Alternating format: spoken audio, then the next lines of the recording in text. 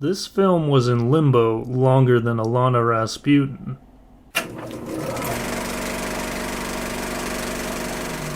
Oy vey. Hey guys, I'm back. It's only been, 6 months or so? Yeah.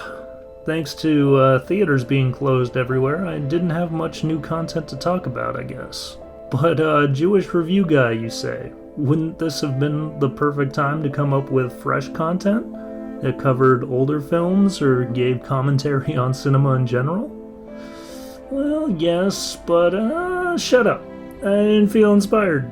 And I was out of town for a while, and I really don't have any good excuses for not making any content for half a year, so yeah, let's move on to the review. So the new Mutants. I saw it, and I didn't hate it. It's about as paint by numbers as movies get. The main character realizes she has some inner conflict that manifests itself in the real world. She ends up stuck in a situation with a band of people with their own problems. Some of the people befriend her immediately, and others just act like assholes. They all realize they have to work together to overcome their problems, and the main character realizes she had the power all along to face the final conflict. As far as plots go, this film is nothing special or original. However, despite being predictable, it was coherent and consistent, and kept you interested with intentional character development of each of the mutant kids. The fact that the characters were likable and felt like real people was the glue that held this movie together. Even this became kind of weak, however, when the tone of the film shifts from horror thriller to action adventure towards the third act. The production design was good, and the direction made me get on board with learning more about these characters.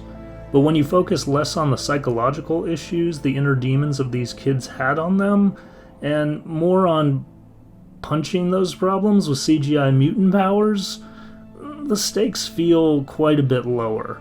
Each of these kids should have confronted and overcame their individual demons in a way that felt more fulfilling, giving them more of an arc and making us want them to succeed more.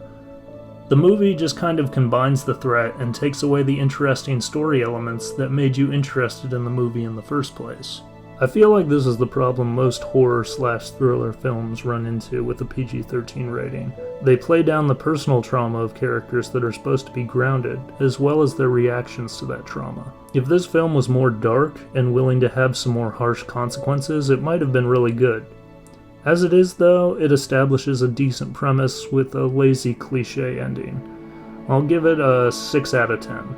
I enjoyed the performances, set design, and most of the cinematography.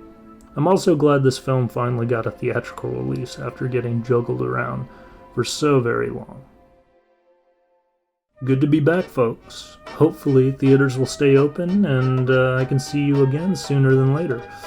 Maybe I'll even think of other content to put on the channel. Maybe.